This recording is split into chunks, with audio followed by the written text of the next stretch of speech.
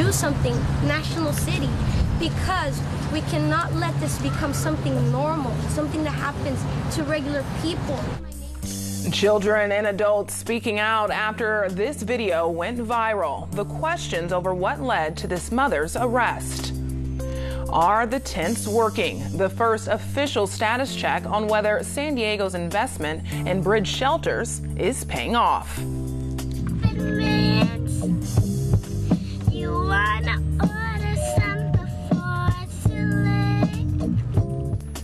Watch how Girl Scouts are innovating to keep up with a changing market and how that lesson is making its way to schools. KPBS Evening Edition starts right now.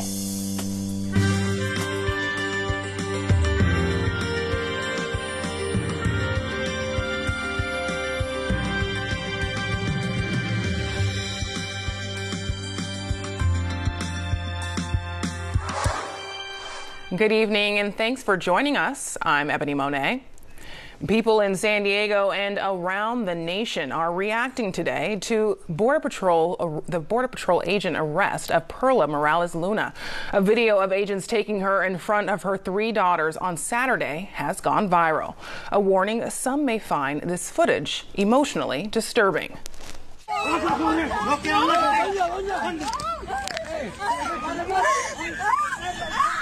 KPBS reporter Megan Burks was at the press conference today where the family's attorney and community activist spoke. She joins us now. The Border Patrol says Morales Luna was part of a transnational human smuggling ring. Her attorney says she adamantly denies this. He says she hasn't been charged for the crime, nor are there any other crimes on her record. The 36-year-old has been living in the United States since she was 15. It's unclear if she arrived here illegally or let her legal status expire. Community members say regardless, Border Patrol should not have left her teenage daughters standing stunned and alone on a street corner. They're currently under the care of an uncle. The Border Patrol officers literally take their keys, hand them over, and that's it. No explanation as to why they're taking their mother. No comfort. There's no compassion in the way that this woman was taken.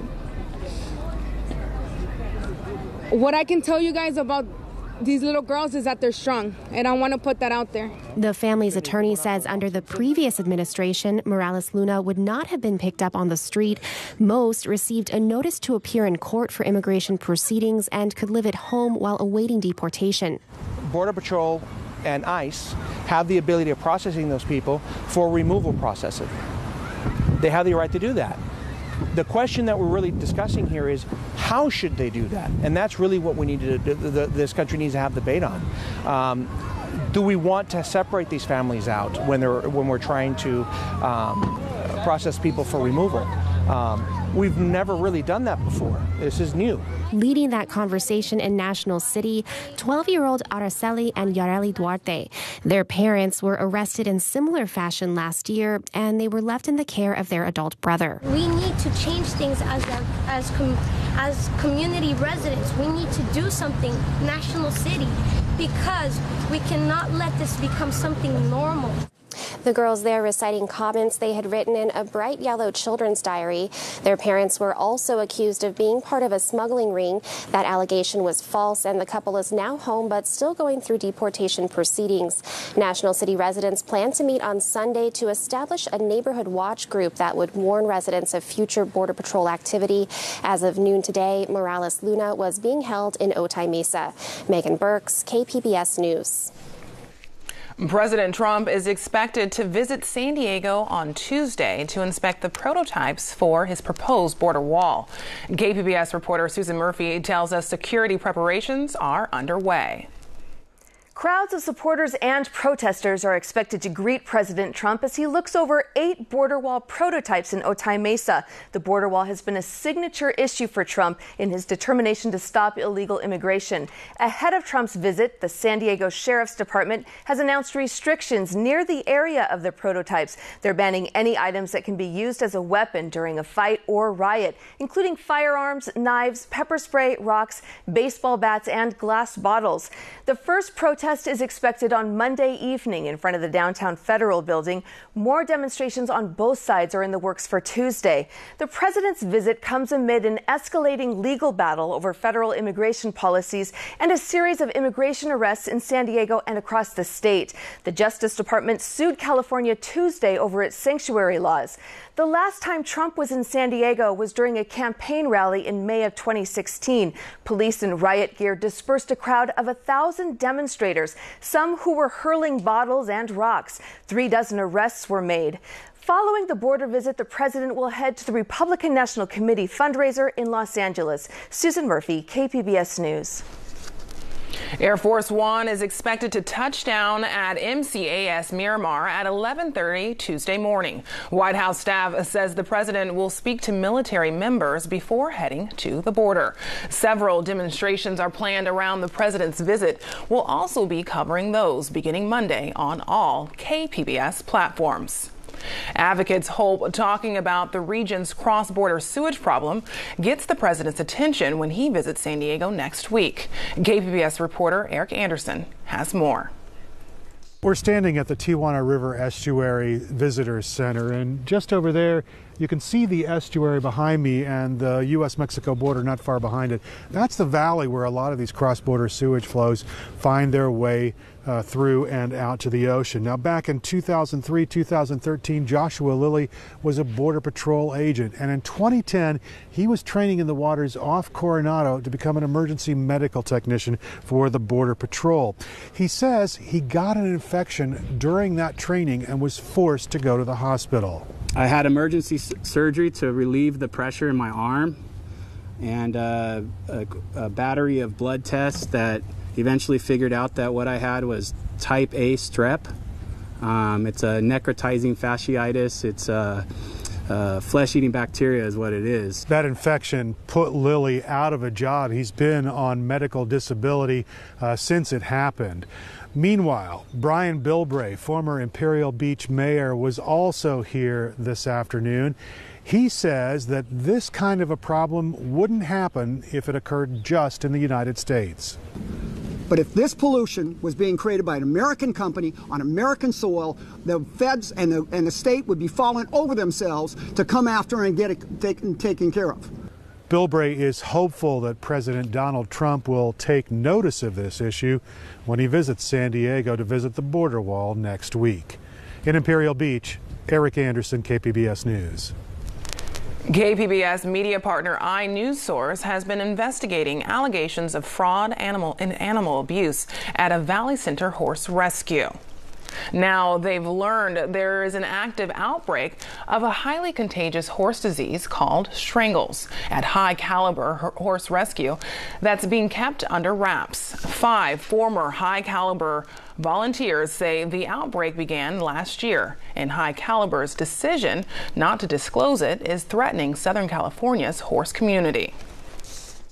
If you're a knowledgeable person for animals or horses at all, you know that the conditions aren't good for the animals. It's horrific. The volunteers say the disease is not being disclosed to people who adopt, volunteer, train, or ride horses at HiCaliber. The organization's founder, Michelle Natilla, says strangles isn't a big deal, and she has proper biosecurity in place to contain outbreaks. At least 10 local and state agencies are investigating allegations of fraud, animal abuse, or issues related to veterinary practices at HiCaliber. iNewsSource is an independently funded nonprofit partner of KPBS. For more, go to iNewsSource.org. The San Diego Housing Commission has released early data on 3 large tents meant to shelter homeless people. KPBS Metro reporter Andrew Bowen says they've had a rocky start. This is the first time the Housing Commission has presented complete data for all 3 shelters in a given month. 2 tents opened in December and the 3rd opened in January. They're supposed to prioritize giving beds to people who are already matched to a housing resource, but are still waiting to be placed into permanent housing. In the month of January, however, those people only represented 8% of all people entering the tents. Lisa Jones of the Housing Commission says service providers had a tough time finding individuals who fit that profile because often their contact information was years old. A lot of the data was just not current. So we didn't see the numbers that we were hoping to see coming in that high priority level. The data from January was included in the agenda for the Housing Commission's board meeting on Friday, but it was not presented publicly because none of the commissioners asked for a report. San Diego City Council members will hear the data on Tuesday. Andrew Bowen, KPBS News. A former city councilman is bowing out of a run for Congress. Carl DeMaio took the initial steps this week by pulling nomination papers. He was considering a challenge to Congressman Duncan Hunter in the 50th district. But today, DeMaio released a statement saying he will instead focus on leading an initiative to reverse the statewide gas tax hike. California's already pricey bullet train project needs more money and more time. A new business plan released today by the state's high-speed rail authority says constructing the San Francisco to Los Angeles network will cost $77 billion. That's up 20% from 2 years ago. It also pushes back the opening date 4 years to 2033. Officials blame the price spike on inflation and on the higher than expected cost of acquiring land in the Central Valley. A new program may pave the way for community college students in California who want to transfer to a UC campus. So today, I'm calling on UC's Academic Senate to determine what it will take to extend a guarantee of admission to all qualifying California community college transfer students. UC President Janet Napolitano outlined her proposed transfer program last night at a speech marking the University of California's 150th year. She says she wants this new program ready to go by next year. The California State University system is already offering a similar program to community college students. The rise of Silicon Valley is fueling a rise in entrepreneurship training in U.S. schools. Colleges now act as incubators for student startups. Even youngsters are learning how to pitch ideas. But KPBS education reporter Megan Burke says one program has stood the test of time. The cookies are here. By the time this commercial aired in 1976, Girl Scouts had already been selling cookies for more than 50 years. Today, cookie sales are still going strong, but the commercials look a lot different. Most are homemade, like this video by Georgia's 6-year-old Charity Joy Harrison and her dad, Seymour Harrison.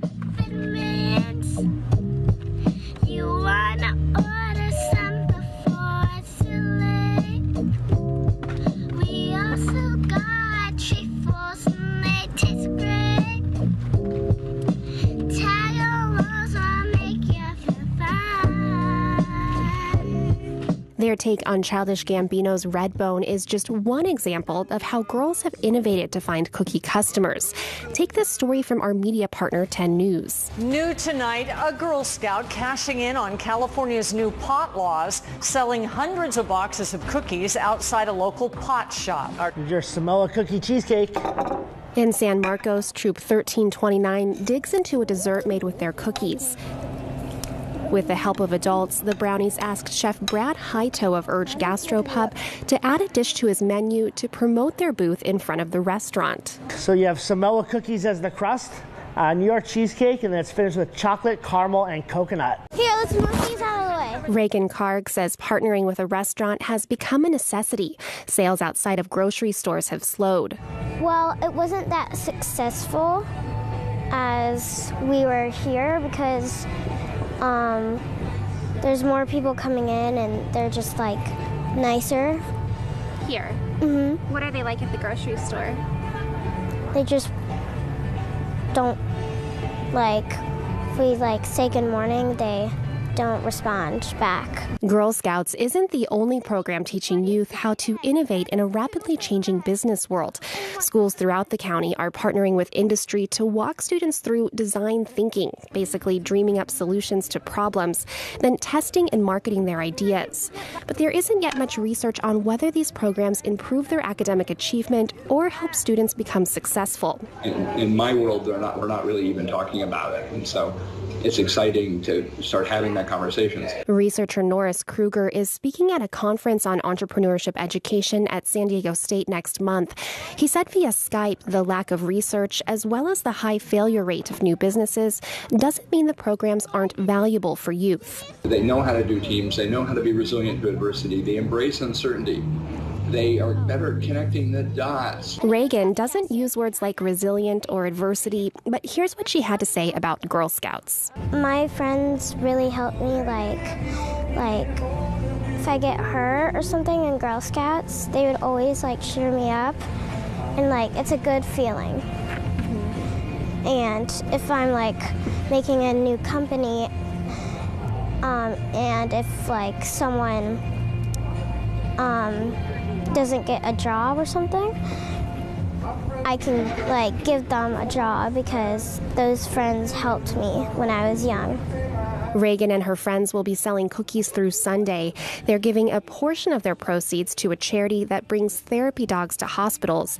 The rest will support troop activities. Megan Burks, KPBS News. The Attorney General takes on California as the president heads to San Diego. Questions over the handling of a school sex abuse case and the push to end sewage spills in Imperial Beach. Join us for the KPBS Roundtable tonight at 8:30. Kids in City Heights will have a chance to learn new lessons starting today. And Cherokee Point Elementary cut the ribbon on a new learning garden. City Councilwoman Georgette Gomez shared these photos. The goal is to teach students about healthy food and sustainability. Students will take part in planting, watering, and learning other gardening techniques. That garden may get a nice boost of rain this weekend. Justin Povic has more on how much we can expect in tonight's forecast. All right, let's look ahead over the course of the next couple of days. We're talking about some wet conditions here for the weekend, but not really turning that cool here per se. Snow levels actually going to be quite high with this next system coming in, and could we see more rain as we venture into next week? I think there's that opportunity. Notice, though, currently we're talking about quiet conditions. La Jolla, San Diego points north toward Oceanside. In fact, with the next system, the heaviest amounts of precipitation will be, generally speaking, here to the north of San Diego County, where locally we're talking about under 1/10 of an inch of precipitation until we stretch out east toward Mount Laguna. But like I said, those snow levels will be high.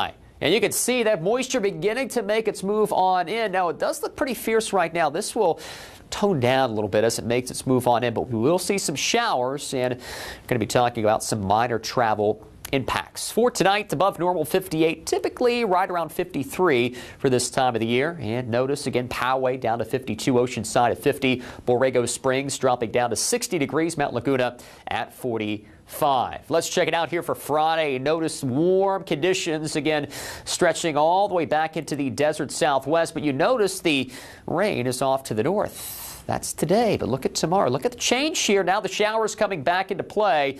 Again, around San Diego, Chula Vista, northbound to Oceanside, and Points Inlet as well. But notice Mount Laguna, we're talking about highs in the 50s, so snow out of the equation. Over the weekend, we'll continue to see some light shower activity right into Sunday before we catch another break, and then more rain possibly as we venture into mid-next week toward the coast by Wednesday. Notice those showers again becoming a possibility. Inland, notice we're talking about some sunshine Monday and Tuesday, mountainous terrain, a little rain Saturday, a possible shower on Sunday. And notice for the deserts here, showers possible midweek as well. For KPBS News, I'm meteorologist Justin Povic. Back to you, Ebony. The San Diego Latino Film Festival turns 25. KPBS arts reporter Beth Accomando looks back on the festival's history with the founder, Ethan Van Theo. 25 years ago, Mexican filmmaker Guillermo del Toro made his feature film debut with Cronus, and last Sunday he took home 2 Academy Awards. Del Toro's career runs parallel with that of the San Diego Latino Film Festival, which also launched in 1993. It's been an amazing journey, honestly. 25 years. We started as a small student film festival at local campuses, with maybe a few dozen films, a few hundred people, and now we're expecting over 20,000 people, screening over 165 movies. So it's been an incredible journey. Cronus will screen as part of the San Diego Latino Film Festival's 25th anniversary celebration, says founder and executive director Ethan Vontillo. So a lot has happened in 25 years. There's definitely more Latinos in Hollywood. We have Latinos winning Oscars. It's amazing what's been taking place. But that said, is that despite a huge Latino population in the United States and a huge Latino population that are seeing movies, Hollywood movies, there's still only 3% of Latinos that actors or actresses that are in front of the camera. So there's a lot of work that still needs to be done. We still need more Latino representation in front and behind the cameras. Vontillo came to San Diego from UC Santa Cruz, where he had started a Chicano film festival. So I came down to San Diego and I saw that no one was doing anything like this here in the region. And with such a large Latino population, I thought it was very important to start a film festival that celebrates the Latino community and that also, try to combat the negative stereotypes that we're seeing in news and television and film. And again, started a small film festival. We were the only one of its kind called Cine Estudiantil, supporting Latino student films from Mexico, Latin America, and all over the U.S. But once you decide to do something, you just got to go and do it. So you might, screen it on the side of a wall or screen a movie in a small house, but the important thing is to announce that you're going to do it, and so people know that every year they can count on a Latino film festival here in San Diego. Vontillo says the festival hit a turning point in 1997. Edward James Olmos came to the film festival. He came to SDSU, packed the Moctezuma Halls, like over 700 people there. And I'm like, oh boy, so people like to see celebrities and they like to see feature films. And so that kind of, I woke up, and I saw that maybe we need to start inviting more international filmmakers and actors to the film festival. And then in 1998, we moved the film festival to Horton Plaza. We were at a mainstream movie theater, started inviting actors and filmmakers. We started screening feature films, and then corporate America was kind of connecting to us too, so that's how we started to grow. And to evolve in order to meet continual funding challenges. And one way we've evolved over the years, and I think one reason why this Latino festival has been around for so many years, is that our involvement with the community, and in particular our educational programs. So about 16, 17 years ago, because of the growth of the Latino Film Festival, we were able to create the Media Arts Center San Diego, which is a nonprofit organization that teaches youth how to make films and videos. And so we have started camps, teen producers, we go into the community, and it's those year-round educational programs that have been able to help sustain our film festival and our organization. But the festival has a lot to do to make sure that Latino voices continue to be heard. It's amazing to see the growth of Latino cinema in general. Damian Bichir, who came to the film festival early on, has been nominated for an Oscar. Kate del Castillo, who was a telenovela star at the time, but then now is, big in the U.S. as well. Alfonso Cuarón, we screened Y Tu Mamá También. And I remember this, I still see those photos, of the young Alfonso and Diego and Gael all together on that stage at Hazard Center. I'm just thinking to myself, gosh, that really happened. And I just think it's important that the film festival continues to support emerging filmmakers and Latino actors and directors. We want to celebrate those who have had success, but also at the same time we want to find the next Gael. We want to find the next Guillermo del Toro, and I want to encourage people to come out and see these independent and feature films from all over Latin America, Mexico, and Spain, and the U.S. to support the next filmmakers of the future. Maybe you'll discover one of those new talents as the San Diego Latino Film Festival enters its next quarter century. Beth Accomando, KPBS News. The 25th annual San Diego Latino Film Festival kicks off next Thursday at the AMC Fashion Valley Theaters and Digital Gem Cinema. This weekend is all about the classics, a beloved ballet, a timeless band, and a long-held Japanese tradition. Here with more is KPBS Arts Calendar Editor Nina Guerin. One of the great ballets will be performed in San Diego this weekend, the beautiful and tragic Giselle.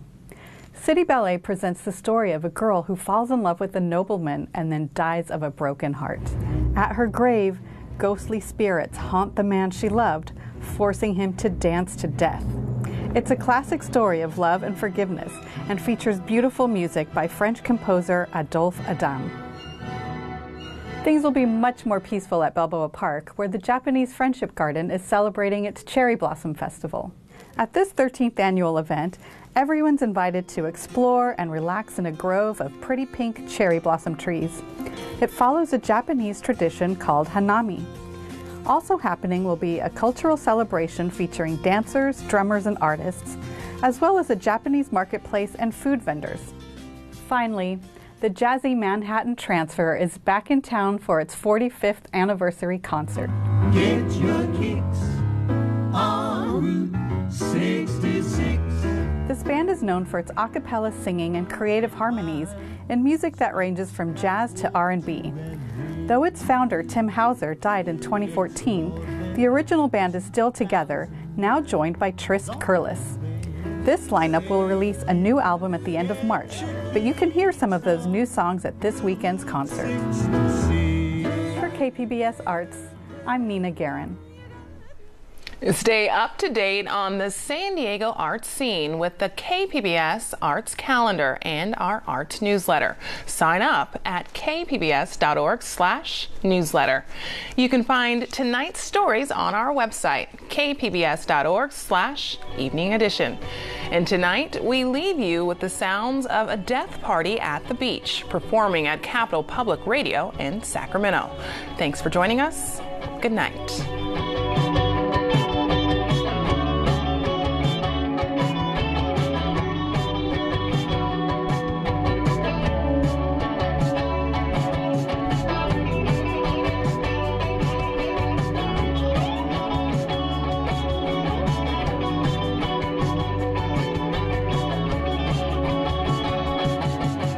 Baby, no, I'm talking to you. From the morning I saw you, like I feel like it's true. Every day that I look at you, like I feel like